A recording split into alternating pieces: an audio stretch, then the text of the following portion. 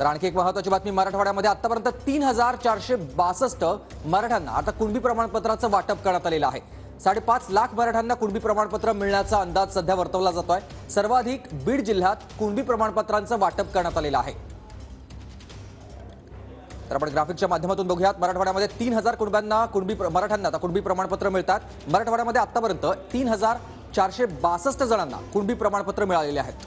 5.5 लाख मराठ्यांना कुणबी प्रमाणपत्र मिळण्याचा अंदाज वर्तवला जातोय।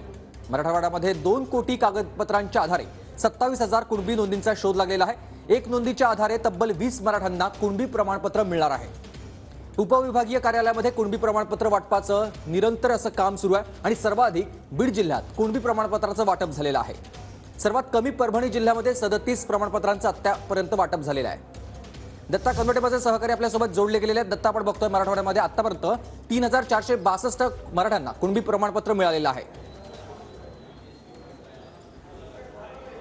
नक्कीच सुमित, आतापर्यंत मराठा समाजासाठी कुणबी प्रमाणपत्र देण्यासाठी ज्या नोंदी शोधल्या गेल्या त्यामध्ये जवळपास 2 कोटी कागदपत्र जी आहेत ती समितीकडून तपासण्यात आली होती। 2 कोटी कागदपत्रांमधून तब्बल 27,000 नोंदी सापडल्या होत्या आणि 27,000 नोंदी सापडल्यानंतर प्रशासनाच्या वतीनं मराठा समाजाला कुणबी प्रमाणपत्र देण्याचं काम युद्ध पातळीवर सुरू आहे। आतापर्यंत साधारणपणे 1 नोव्हेंबरपासून 20 डिसेंबरपर्यंत या 1 महिना 20 दिवसाच्या कालावधीमध्ये 3462 प्रमाणपत्र जी आहेत ती मराठा समाजाला वाटप करण्यात आलेली आहेत। कुणबी प्रमाणपत्र वाटप करण्यात आलेली आहेत। अजूनही प्रमाणपत्र देण्याचे काम सुरू आहे। तर दुसऱ्या बाजूला यानंतरच्या काळामध्ये म्हणजे 4 जिल्ह्यांमध्ये मोठ्या प्रमाणात नोंदी सापडल्या, ज्यामध्ये संभाजीनगर आहे, जालना आहे, बीड आहे, उस्मानाबाद।